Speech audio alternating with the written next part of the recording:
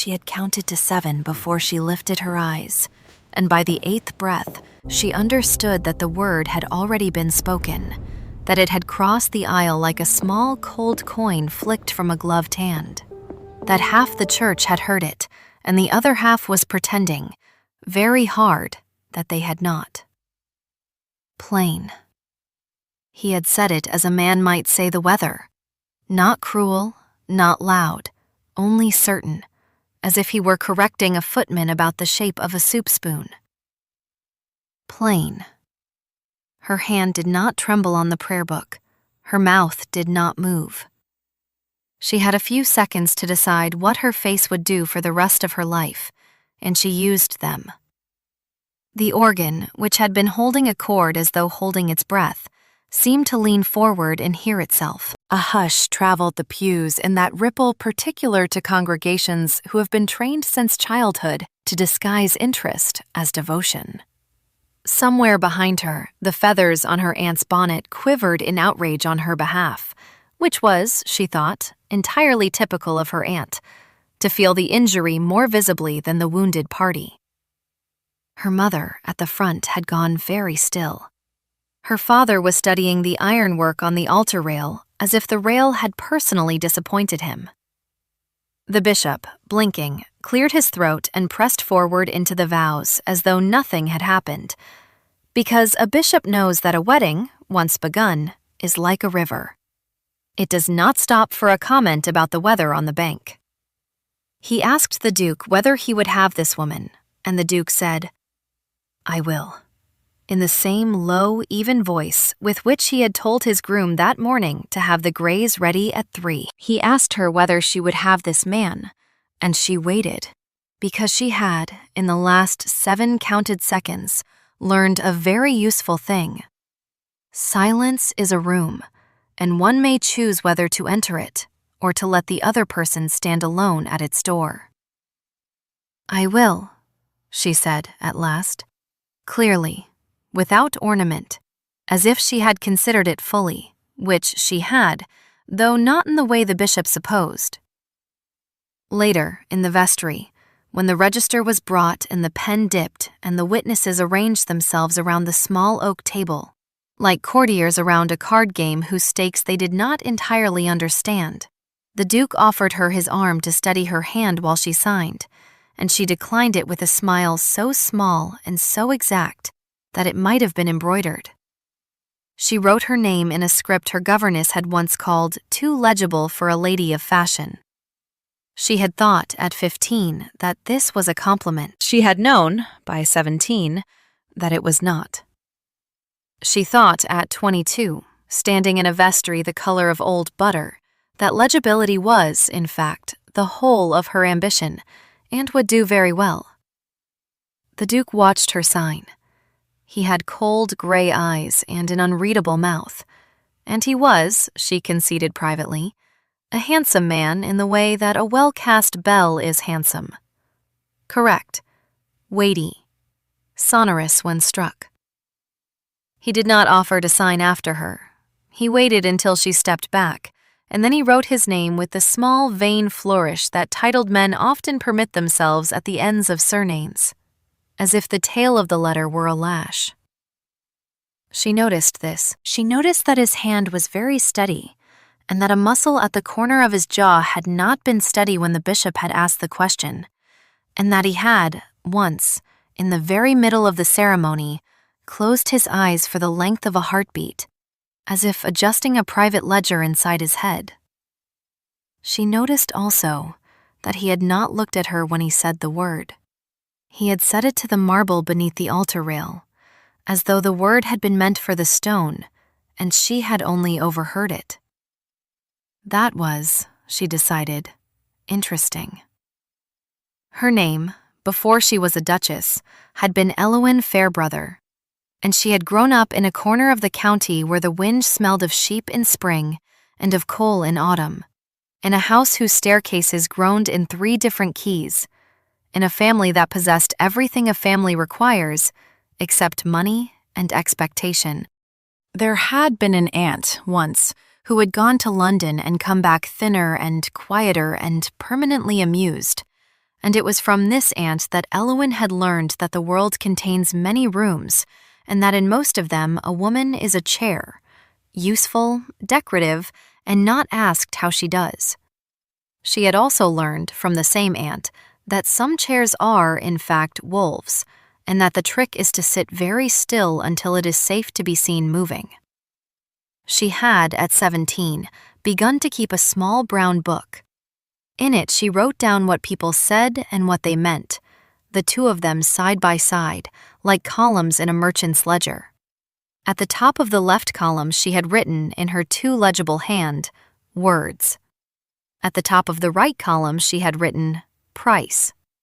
By 20, she had filled the first book and begun another.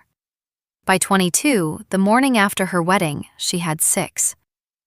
She had not brought them to the townhouse. She had left them in a locked drawer in her father's library, wrapped in oilcloth, because certain kinds of literacy are safer at a distance from certain kinds of husbands. The townhouse was in a square whose name she had learned by rote as a child, in the way other children learned the names of saints. She had never expected to enter it as anything but a guest, and briefly, and by someone else's invitation. She entered it now on the arm of a footman she did not know, in a gown the color of pressed pearl, with a new ring on her finger, and a new word ringing very softly in her ear. Plain. It was a word, she thought, that people used when they meant something else and were afraid to say it. She would find out in time what he had actually meant. She was in no hurry. She had, after all, the rest of her life. Inside, the house was very cold. Not in temperature. There were fires laid in 3 rooms she passed on her way to the drawing room, and the marble was warm underfoot from the pipes that ran beneath it. It was cold in the other way, in the arrangement of the flowers, which were correct and expensive and entirely without opinion, in the placement of the chairs, which faced one another as though expecting a duel, in the silence of the servants, who had been trained not to be heard and were succeeding so well that Elowyn felt, briefly, as if she were haunting her own arrival. The housekeeper, a woman named Mrs. Ardley, whose iron gray hair was pinned so tightly it seemed to be holding her face on, curtsied with exactly the depth appropriate to a new duchess of uncertain standing, and offered to show her to her rooms. Elowyn thanked her, in the low voice she had used since childhood to soothe frightened dogs, and followed her up a staircase whose banister was polished to the point of vanity. Her rooms were on the north side of the house. She noted this. A duchess's rooms, she had been told once by her amused aunt, were traditionally on the south side, for the light. She said nothing about this to Mrs. Ardley, who had watched her notice, and had watched her not remark upon it, and who, Elowyn thought, had made a small silent mark in some inner ledger of her own. There was a dressing room the color of clotted cream, and a bedchamber the color of weak tea, and a small sitting room with a writing desk whose lock, she saw at once, was new. She ran a fingertip along its brass and smiled, very faintly. And Mrs. Ardley, who had been standing precisely 2 paces behind her, said, "His Grace ordered it, madam. He thought you might wish for a place of your own." How thoughtful, Elowyn said, and meant it, in the way she meant most of what she said, which was layered. She was left alone, at last, in the tea-colored room, with the door closed and the fire crackling and the sound of the square outside going about its afternoon as if nothing peculiar had happened in it. She sat down on the edge of the bed, because she did not yet feel entitled to sit anywhere else, and she took off her gloves, finger by finger, and she said the word aloud, once, to the empty air, to hear how it sounded when she owned it. Plain. The air, being air, declined to comment. She laughed then, a small, dry laugh that surprised her, and she got up and walked to the writing desk and opened it, and found, inside, 3 things: a fresh stack of paper, a new pen, and a folded note in a hand she did not know. The note said, in ink still faintly damp, "Welcome, Your Grace. If you require anything, ring twice for Mrs. Ardley, once for tea. There is a door at the back of the dressing room. It leads to the garden. Some duchesses have found this useful." It was unsigned. She held the note for a long moment. Then she folded it again, exactly along its original creases, and slid it under the blotter, and rang once for tea. She wished, before anything else in this house, to understand who in it was already on her side. The tea came on a tray so silent that Eowyn suspected the maid of levitation. It was a good tea, hot and strong and slightly bitter, the kind of tea that had not been brewed to impress her, but to fortify her, and she was grateful for the distinction. The maid, a small dark-eyed girl of perhaps 16, did not speak, but she set the cup down on the side of the tray nearest Eowyn's writing hand, rather than the side prescribed by etiquette, and she curtsied with a promptness that suggested rehearsal in a mirror. Eowyn thanked her by name. She had glanced at the girl's cuff, where the name Hetty had been embroidered in a small, private hand, and the girl's eyes flew up in shock and then dropped, and the corners of her mouth moved without permission. "Hetty," Eowyn said, "who wrote the note in this desk?" Hetty's shoulders went very still. Eowyn watched, without appearing to, the calculation flicker behind her eyes.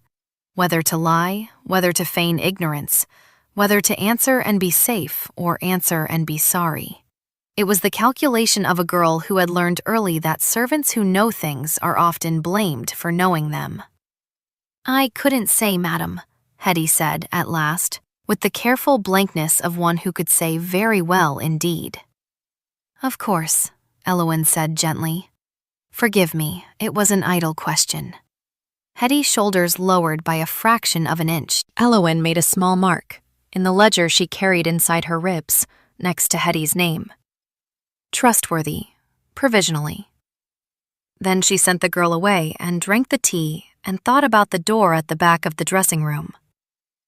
She did not open it. Not yet. There were, she felt, several doors in this house, and it would be prudent to know the shape of each before she tried a handle. She thought instead about her husband. She thought about the way he had said the word, and the way he had not looked at her, and the way his jaw had moved during the vows, and the flourish on his name in the register, and the fact that the writing desk in her sitting room had a lock, and that a duchess in this house was, by architectural preference, kept on the north side, out of the light. She thought, particularly, about the fact that the Duke had, on entering the townhouse behind her, gone directly to a room on the ground floor she had not yet seen, and closed the door, and not come out. He had not greeted her at the threshold. He had not offered her the small ceremonial tour of her own new house that even the most careless husband is generally goaded into by his mother. He had, in fact, behaved as though she were a piece of furniture that had been delivered on approval and might, at any point, be sent back. This, too, was interesting.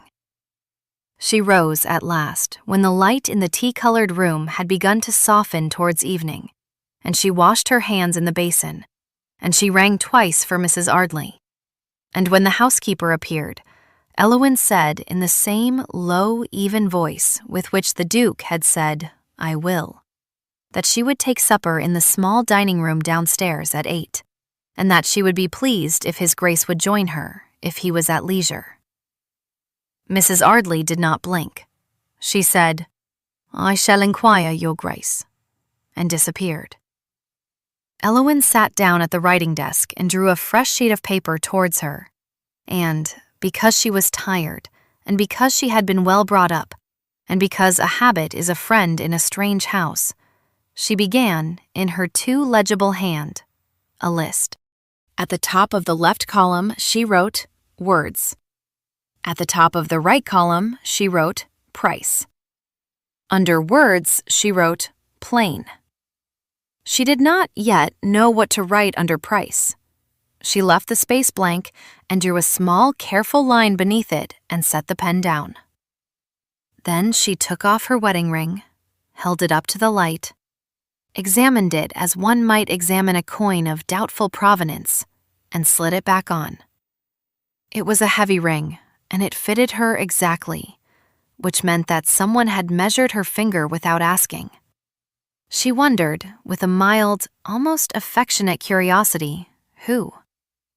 It was the first of many small mysteries she intended to solve in this house, and the pleasure of having them lined up before her, like objects on a shelf awaiting inspection, was so unexpected that she smiled, alone, at the tea-colored wall.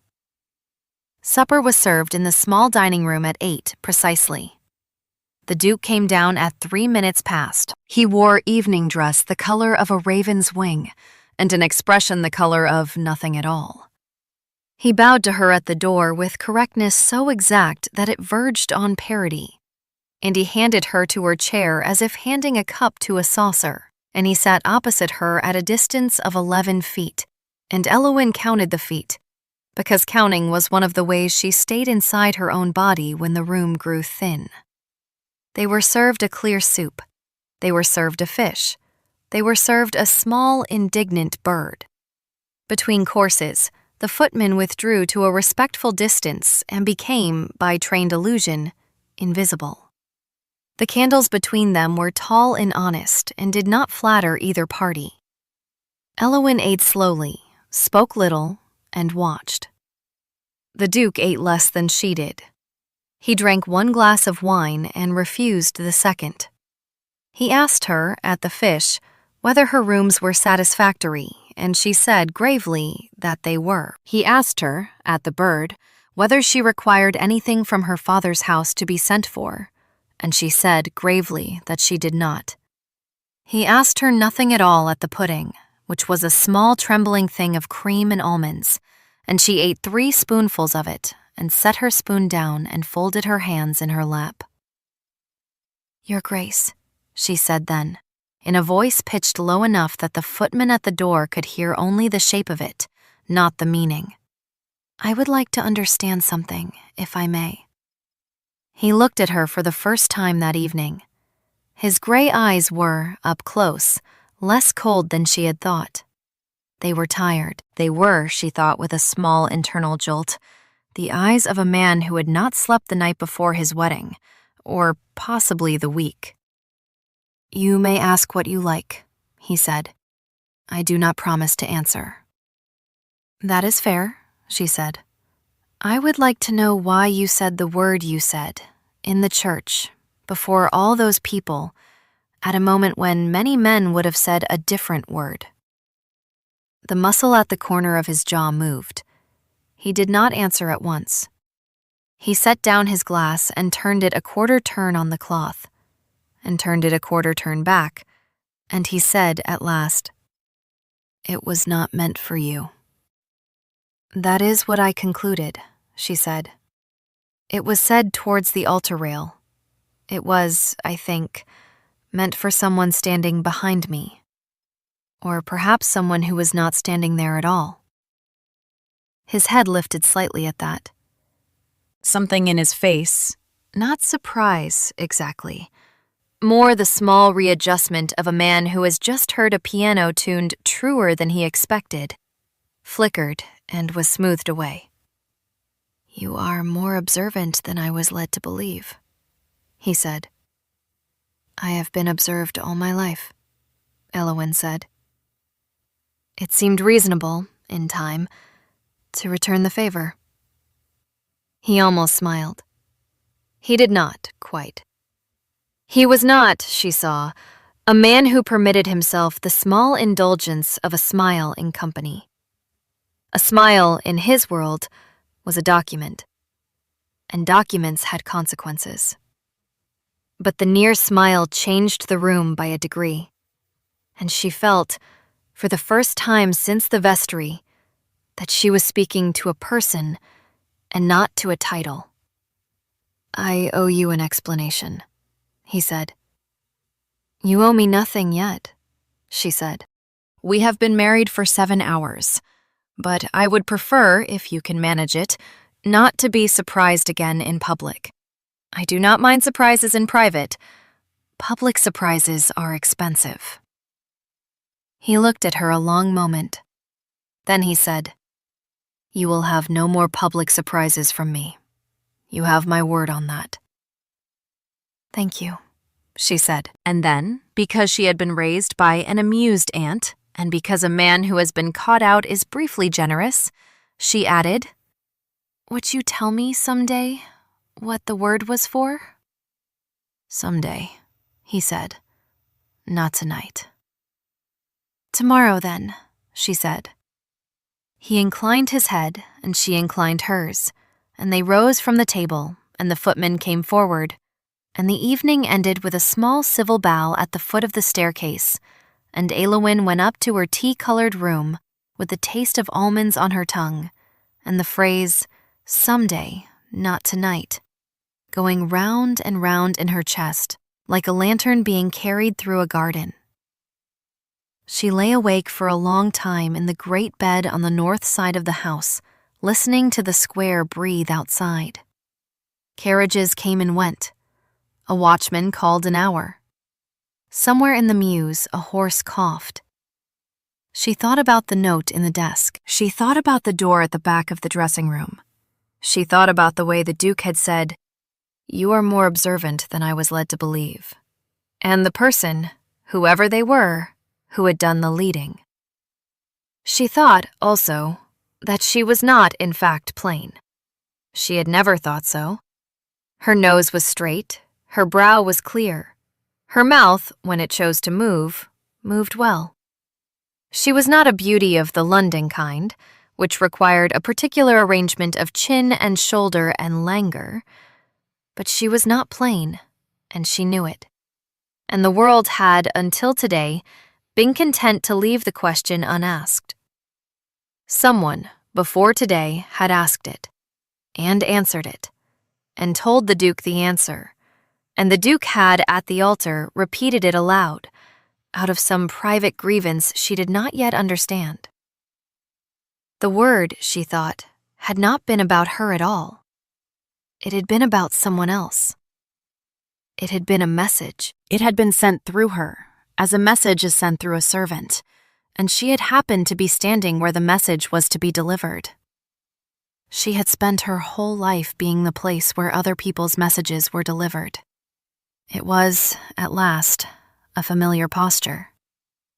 She turned onto her side, at last, and closed her eyes and slept, and dreamed of a ledger with 3 columns instead of 2, and could not read what was written in the third. She woke before the maids, as she had woken before the maids in her father's house since she was 12, and she lay very still in the dark, listening to the rhythms of a household not yet begun. A clock somewhere in the house chimed the half-hour before 6. A door opened and closed on the floor below, with the muted competence of a servant who has been ordered not to be heard. Somewhere further off, a kettle began to sing, and stopped, as if remembering that it was too early to have opinions. She rose. She washed her face in cold water, which was her habit and her small daily cruelty, and she dressed herself in a morning gown of soft gray wool that she had chosen because it did not, in any way, announce her. She braided her hair in a plain coronet without ringlets, and she looked at herself once in the glass and said, silently, "Good morning." And the woman in the glass, who was not plain, said good morning back. Then she went to the dressing room and opened the door at the back of it, which gave, as promised, onto a small stair, and the small stair gave, as promised, onto a walled garden the size of a large drawing room, in which a single apple tree stood in the exact center, and beneath the apple tree, on a bench of weathered stone, sat a man in shirt-sleeves with his elbows on his knees, and his hands folded and his head bent as if praying, or as if trying not to. He looked up at the sound of her step. It was the Duke. He did not rise. This was, she thought, his first honest gesture towards her, A man who rises when a woman enters a garden at dawn is performing. A man who stays seated and only lifts his eyes is, at last, present. "You are up early, Your Grace," he said. "So are you, Your Grace," she said, and the small joke landed between them like a coin dropped on a table, and she saw at the corner of his mouth the near smile again, more nearly. She sat down at the other end of the bench, not close, not far. The apple tree above them held one late blossom, forgotten by spring, and a great many small green fists of future fruit, and a blackbird who observed them without commitment. "You were going to tell me someday," she said, "what the word was for. It is someday." He looked at his hands. They were good hands, long-fingered, ink-stained at the side of the thumb, not the hands of a man who did nothing.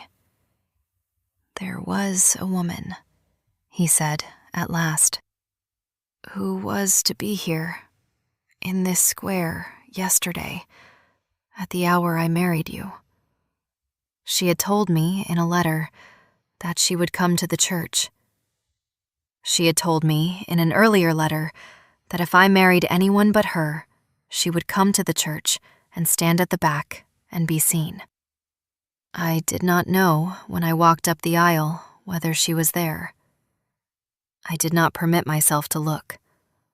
When the bishop asked the question and I answered it, I said the word I said because I wished to be heard by her, wherever she stood, and to tell her, without turning my head, that she had won a competition she believed she had entered." Elowyn was silent. The blackbird flicked its tail. "She was not there," the Duke said. "I learned so this morning. A note was brought at 5. She has gone to the country with a cousin, and she sends me her congratulations, and she wishes us both very well, and she reminds me in a postscript that she once told me I would not be brave enough to say aloud what I truly thought of the bride my mother had chosen. She wrote the postscript, I believe, before she knew whether I had been brave. She was, I regret to say, correct in advance." "So you were speaking to a woman who was not there," Elowyn said slowly, "in a language she had taught you, in front of a church that thought you were speaking to me." "Yes," he said. "And I was, in that moment, a piece of paper you were writing on." "Yes," he said. "I am sorry. I understood this before the vestry. I have understood it more clearly every hour since. I do not expect you to forgive it today. I do not expect you to forgive it at all. I owe you the truth, and now you have it, and I will not lie to you again." Elowyn looked up into the apple tree. The single late blossom trembled in a small wind she could not feel on her face. "Your Grace," she said, "may I ask you something else?" "Anything." "Did you agree to marry me because you wanted to hurt her, or because you did not want to hurt me?" He closed his eyes. When he opened them, they were, she saw, wet, and he did not look away, which she counted as brave, because a man who has been raised to be a duke is raised, above all, to look away from his own face. "Both," he said. "I am ashamed of the first. I did not know, until I saw you at the altar rail, that the second was true." "That will do," Elowyn said. She meant it in 2 ways at once, which was a habit she had been unable to break. She meant, that answer is sufficient for now. She also meant, that answer will, in time, do the necessary work between us if we are careful. He heard, she thought, only the first meaning, which was as it should be, because the second was hers. They sat for a while without speaking. The kitchen chimney across the garden wall began, at last, to breathe smoke. Somewhere in the house a shutter was opened. The blackbird gave up on them and flew off to a more promising bench. "I will do a thing today, Your Grace," Elowyn said at last, "which you may find unusual, and I would like you to permit it without asking me why until this evening." "What thing?" he said. "I would like the carriage at 11, she said. "And I would like Mrs. Ardley to send round cards to 7 houses I shall name, inviting the ladies of those houses to take tea with me here tomorrow at 4. And I would like you to walk with me, this afternoon, once, around the square, in full sight of everyone who is presently pretending not to look out of their windows at this house." He considered her. He did not ask why. He said, "You shall have all of it." "Thank you," she said. "May I ask one thing in return?" "You may." "May I know your Christian name?" he said. "I have not been told it. I was informed only of your surname and your dowry." Elowen looked at him. She thought briefly of the 6 brown ledgers in her father's library, and of the 2 legible hand, and of the aunt who had taught her that the trick was to sit very still, and of the woman in the glass who had said good morning back. "Elowen," she said. "Elowen," he repeated, carefully, as though setting down a cup on a shelf he had not previously known was there. "It is a good name."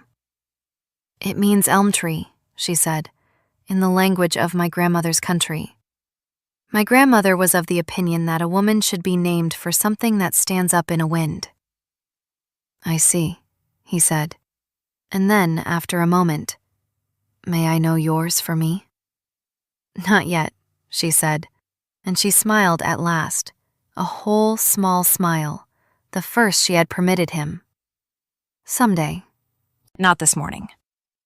He inclined his head, and she inclined hers, and she rose and left him under the apple tree with his ink-stained hands, and she went back up the little stair to the dressing room, and she rang once for tea, and while she waited she took out the note that had been left in her desk the day before, and she read it again, and this time she noticed what she had not noticed before, that the paper was of the same weight and grain as the paper in the fresh stack in her writing drawer, and that the ink was the same ink, and that the hand, though disguised, had a small habit of looping the tail of the letter Y in a way that matched precisely the flourish at the end of the Duke's signature in the register. He had left the note himself, before the wedding, before he had said the word.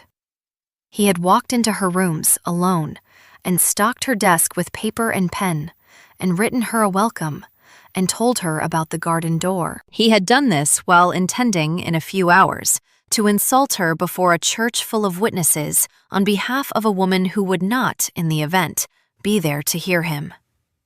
He was, she saw now, a man at war with himself, and had, by some grace or by some accident, decided that she was not to be a casualty of that war, even before he had met her. She folded the note again and slid it back under the blotter and drank her tea. Then she went downstairs. At 11, the carriage was at the door. At past, she was in the shop of a linen draper in Bond Street, whom her aunt had once described as the most discreet man in London, and she was ordering, in her low, even voice, 12 yards of a particular pale silver silk, and asking, as an afterthought, whether Mr. Cavell still had in his back room the small collection of French laces he had, in the past, shown to a few very old customers. Mr. Cavell, who had raised his eyebrows very slightly on hearing her name and her direction, allowed that he might. She followed him into the back room, and she came out an hour later with a parcel wrapped in brown paper, and a face composed, and a small, hard glitter in the depths of her eyes, that Mr. Cavell later described to his wife as the look of a woman who had, at last, decided to spend her own money. At 2, she was in the print shop of a man named Denby, in a lane off the Strand, and she was reading, with a level of attention that made Denby nervous, the caricatures pasted in his window. There was a great flapping thing in ink and wash showing a duke, clearly, though not named, with his back to a hunched veiled bride at an altar, and a second veiled woman standing in the church door, and beneath, in small letters, the legend, "Plain Speaking." It had been drawn and printed and hung within 12 hours of the ceremony, which said something both about London and about Denby. She bought 2 impressions of it, paid for them in coin, and asked Denby, in a tone of mild curiosity, who had commissioned the plate. Denby, being Denby, said he could not say. Elowyn, being Elowyn, thanked him and left, and Denby stood in his doorway watching her go and felt, without knowing why, that he had lost a small game he had not realized he was playing. At 3, she was back at the townhouse. At 3:30, she came down the stairs in a walking dress of the same soft gray wool, with a shawl of a very ordinary shade of blue, and she found the Duke waiting for her in the hall in a coat of dark blue superfine, and he offered her his arm, and she took it, and they went out into the square. They walked around the square once. They walked slowly. She spoke to him about the trees, which were plane trees, and about the railings, which were new, and about a small dog belonging to a house at the corner, which was, she thought, quite the fattest dog she had ever seen in a fashionable address. He answered her in kind. He did not look at the windows. He did not need to. She looked at them for him, and she saw them. The curtains twitching, the maids sent to dust the sills, the elderly aunts installed in chairs pulled forward for the occasion. All of London that mattered, or all of it that lived in this square, was watching. And Elowyn let them watch, and let them see, in particular, the way she laughed once, briefly, at something the Duke said, and the way the Duke, in response, permitted himself, for the first time in company in perhaps 6 years, an actual small smile. They walked, together, past the point at which any reasonable observer would have concluded that the Duchess had been humiliated, and they walked into the next possibility, which was that she had not, and that the observers had misheard, and that the story would need to be told again, tomorrow, with a different shape. By the second turn of the square, 3 windows had closed, which meant 3 women had gone to their writing desks to redraft the letters they had begun that morning. At 4, tea was brought to the drawing room, and Elowyn and the Duke drank it in silence, in armchairs that no longer, she noticed, faced one another like duelists, but had been, at some point in the last hour, moved by a footman under Mrs. Ardley's silent direction to sit at a companionable angle. At 4:30, the Duke rose and said, "I have business at my club that I cannot honorably delay a second day. I will return by 7. I would be honored if you would dine with me again this evening." "I will," Elowyn said, and did not smile at her own choice of words, though he did, faintly. He left. She sat alone in the drawing room and rang once, and Hetty came, and Elowyn said, "Hetty, sit down for a moment. I would like your help with something." Hetty looked at her, alarmed, and Elowyn said gently, "Not now, tomorrow. There will be 7 ladies here at 4. I would like to know, before they arrive, which of their maids can be trusted with a message and which cannot. You will know. Your kind always does." Hetty's eyes filled, briefly, with something that was not tears but a nearby cousin of them. She said, "Yes, madam." She said, "I can find out by noon." "By noon will do," Elowyn said. "Thank you, Hetty." Hetty left.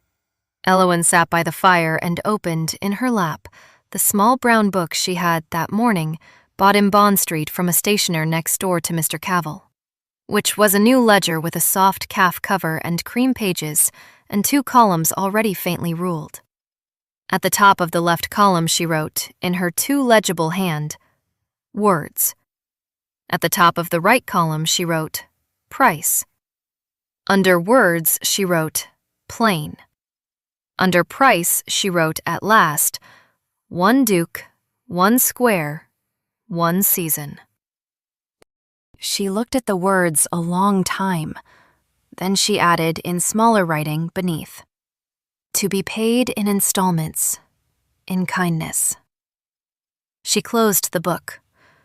By 6, the news that the Duke and Duchess of a certain house in a certain square had walked arm in arm around the square in perfect civility and evident private amusement had reached, by way of maids and grooms and 1 talkative crossing sweeper, 3 drawing rooms in Mayfair and 2 in Bloomsbury.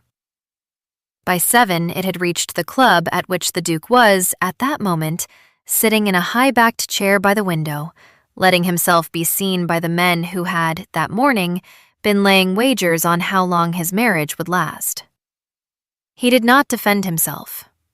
He did not, in fact, speak of his wife at all. He merely sat there, in view, and drank 1 glass of claret slowly, and read a newspaper he did not turn, and let the room draw its own conclusions.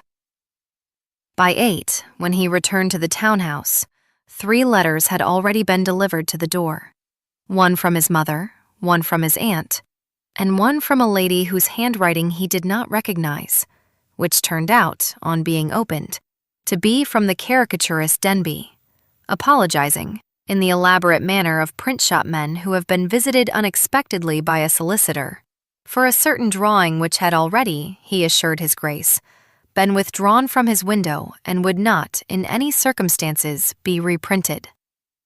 Elowin, who had by then eaten a small piece of bread and butter, and drunk a glass of water and gone to change for dinner, did not know yet about the solicitor. She had asked her father's man of business, in a note sent that morning by the second post, to call upon Mr. Denby on a matter of family reputation, and to be firm without being memorable. And her father's man of business, who had known her since she was 10, had done exactly as he was told and had not troubled her with the details. At dinner, the Duke handed her to her chair, and did not, this time, sit 11 feet away, but at the corner nearest her, so that a single candle stood between them and made of both their faces something warmer than they had, in life, entirely earned. He said, when the soup had come and the footman had withdrawn, I have been informed, on the way home, that the Duchess of a certain house in a certain square was seen this afternoon walking with her husband, and appearing, against all expectation, to enjoy his company. How gratifying, Elowin said, for the Duchess. I have also been informed, he said, that a caricature which was at 11 this morning, hanging in a window in a certain lane off the Strand, is no longer hanging there, and that its plate has been, I am given to understand, misplaced. How careless of the printer, Elowin said. You have been very busy, madam, he said. I have been ordinary busy, your Grace, she said. I went to a linen draper, I went to a print shop, I walked round a square. These are the acts of a duchess with time on her hands. He looked at her over the candle. He said, You have not asked me what I did today. I do not need to ask, she said. You sat in a chair at your club and let yourself be looked at. It was necessary, and you did it well.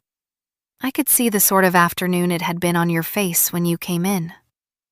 He set down his spoon. He said quietly, Elowin. It was, she noticed, the first time he had said her name aloud since she had given it to him under the apple tree. It sounded in his mouth unpracticed, and therefore true. Yes, she said. I was told, he said, before I met you, that you were a quiet country girl of no particular attainments, who would be grateful for the match and undemanding in the marriage, and would allow me to conduct my life as I chose.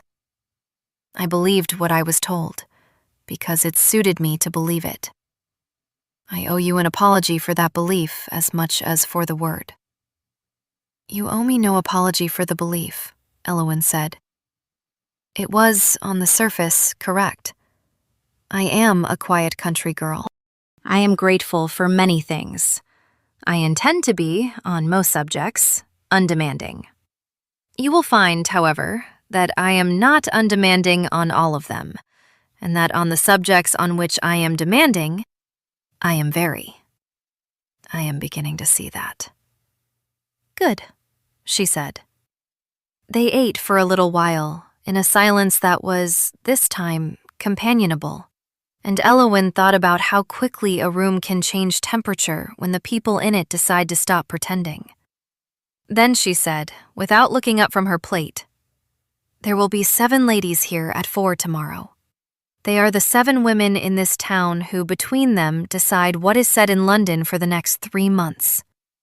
I have invited them to see me, at close range, in my own drawing room, and to be given tea and lace, and 1 or 2 carefully chosen confidences. By the end of the hour, they will have decided, without knowing they have decided, that the word you said in the church was a jest of some private kind between us, and that they were not, at the time, quite in on it, and that they wish, retrospectively, to have been. This will, I think, be sufficient to end the matter." He was very still. He said, "You have known me for a day and a half." "I have known women like these ladies," Elowen said, "all my life. You I have known for a day and a half, and I am, on the strength of that acquaintance, willing to spend an afternoon at some cost to my dignity to give you a marriage that is not, on its first morning, a public wound. I do this for reasons of my own, which I am not yet ready to name, and also because I believe you are, though you have not shown it well, a man worth the trouble. If I turn out to be wrong about the second, I shall recover the cost of the afternoon in other ways. I am, on that subject, resourceful." "I do not doubt it," he said. "Do not thank me," she said. "You may thank me in a year, if you still wish to, and if I still wish to be thanked." "In a year," he said, and the way he said it, softly as if setting down another cup on another shelf he had not, before this evening, known was there, made something in Elowen's chest shift quietly, and she took a small, careful breath and set her spoon down and did not, entirely, trust her voice for the length of 1 heartbeat. Then she smiled at him, small and exact, and said, "Eat your fish, your grace. It is very good, and it is, I am told, very expensive." He laughed, not loudly, not for the room, for her. The next afternoon, the 7 ladies came. They came at 3 minutes past 4, precisely, because ladies of that rank arrive on the tick that best flatters them, and Elowen received them in the drawing-room in the pale silver silk which had been, by a small miracle of Mr. Cavill's, and by Hetty's late-night industry, cut and pinned and hemmed into a gown that looked as though it had been made in 3 fittings by a Frenchwoman in Paris. She wore, at her throat, a single narrow band of the French lace, and no other jewel. Her hair was, again, plainly dressed.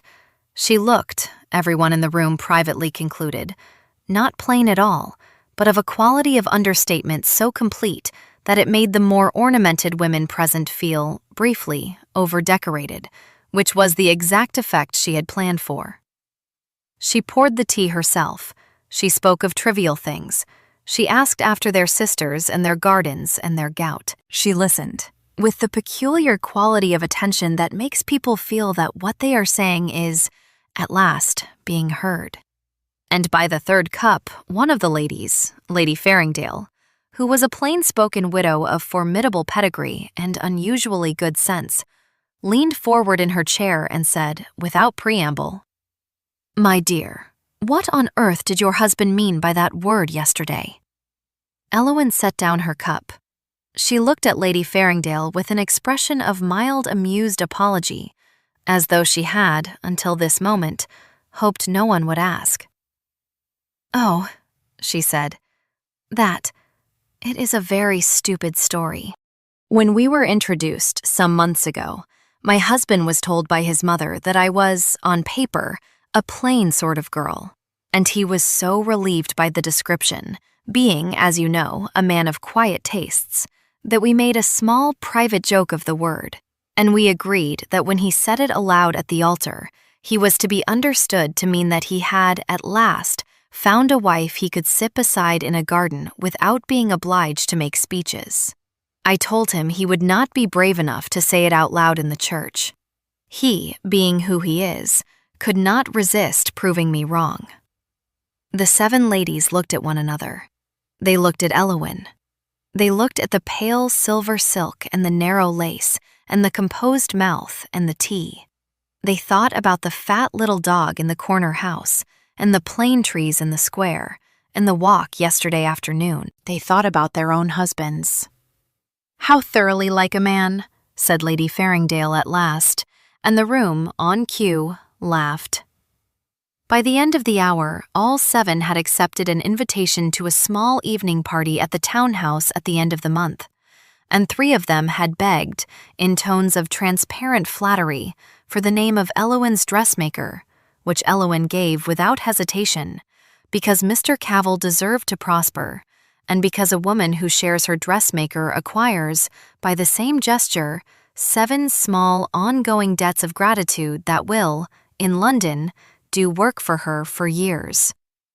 When the last of them had gone and the door had closed behind them, and the drawing room was, at last, quiet, the Duke came out of the small room across the hall in which he had, throughout the tea, been reading a book with, she suspected, no comprehension whatever. He stood in the doorway and looked at her.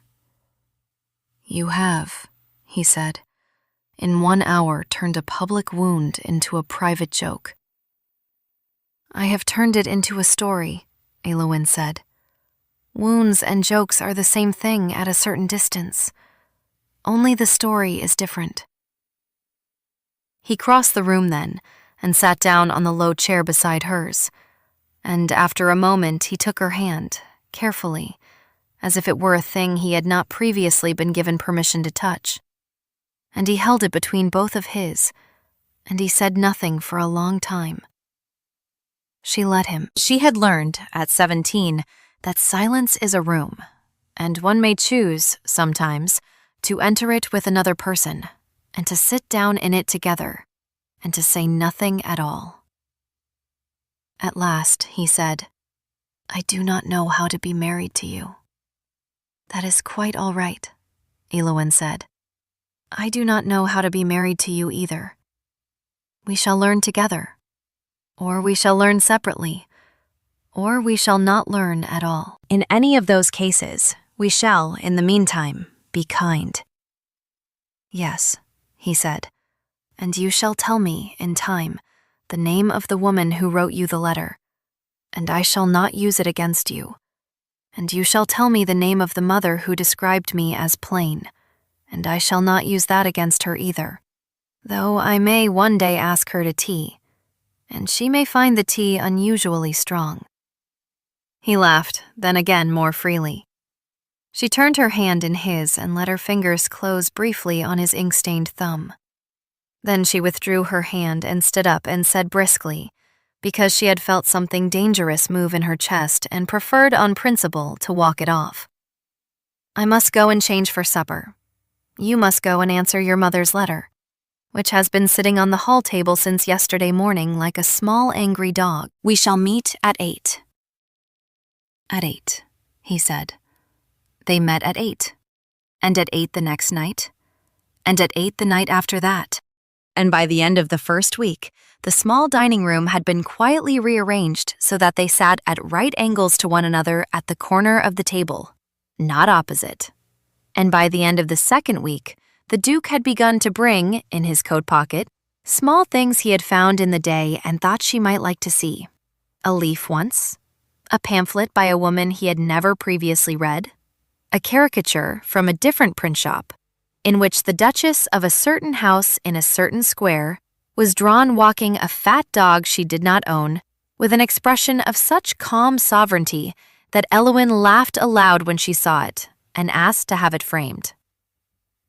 By the end of the season, the 7 ladies had told the story of the private joke so many times that it had, in the way of such things, become true. By the end of the year, no lord in London had called the Duchess plain, because no lord in London could, when she entered a room, look away from her long enough to think of the word. Elowen kept her small brown ledger, and she added to it, in her too legible hand, in the 2 columns marked words and price, and she began, at last, without quite meaning to, a 3rd column, in which she wrote, from time to time, single soft words that were not, precisely, either of the first 2. She did not, herself, entirely understand what the 3rd column was for. She did not need to. Some things, she had learned, need to be written down before they need to be read.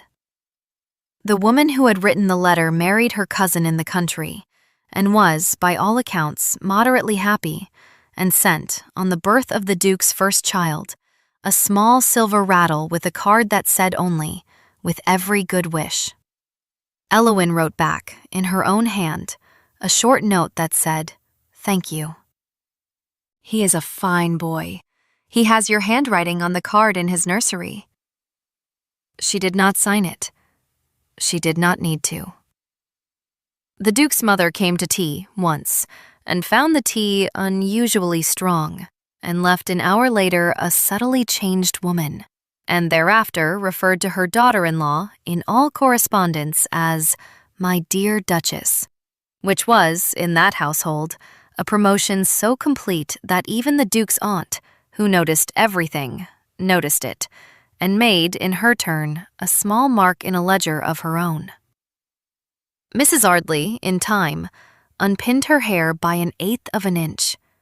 Hetty, in time, was made lady's maid, and later ran a small millinery of her own in a lane off Piccadilly, and later still, taught her own daughter to embroider her name in a small private hand on the inside of a cuff, for reasons that daughter did not, at first, understand. Mr. Cavill's business prospered so well that his wife took to wearing, in the evenings, the second-best French lace, and forgave him at last for the years he had spent in the back room with candles. Mr. Denby the caricaturist moved, quietly, to Bath, and drew thereafter only landscapes. The bishop who had married them, when asked about the ceremony years later, said only that it had been a very fine wedding, and that he had, in the vestry afterwards, formed the impression that the bride was going to be all right. And so, if you are still with me here by the fire, and I hope that you are, we come to the end of this one. There is a fresh log on, and the room is warm, and outside the window the wind is doing whatever it likes, and somewhere in the story you have just heard there was, I think, a moment that stayed with you more than the others. It might have been the 7 counted seconds in the church before she lifted her eyes. It might have been the note in the desk, in the too legible hand that was not, in fact, hers. It might have been the apple tree at dawn, or the walk round the square, or the small silver rattle, or the 3rd column in the ledger that even Elowen did not at first understand. Whatever it was, I would like to know. Tell me, if you will, which moment or which line has followed you out of the story and into the room where you are sitting now. Because a story only truly ends when someone carries a piece of it away. And if you have ever been, in a room, the person about whom a word was said, and stood very still while the word crossed the air, and used the small counted seconds afterwards to decide what your face would do for the rest of your life. If you have ever been described, by people who did not trouble to look, as plain or quiet, or ordinary or grateful, or any of the other small dismissive words the world keeps in a drawer for the purpose. If you have ever suspected, at the back of your own composed silence, that you were not, in fact, any of those things, and that the day would come when the world would be obliged, at last, to look up and see you, then I hope this story has sat with you the way a warm cup sits in cold hands, and that you feel, tonight, a little more clearly seen than you did an hour ago. Pull the blanket a little higher if you have one. Put another log on if you can. If you would like to sit by this fire again and hear the next story when it comes, you are always welcome here. There is a chair kept for you, and the kettle is generally on, and the next tale is already, somewhere in the dark, walking towards us. Sleep well, if it is night where you are. Rest gently if it is not.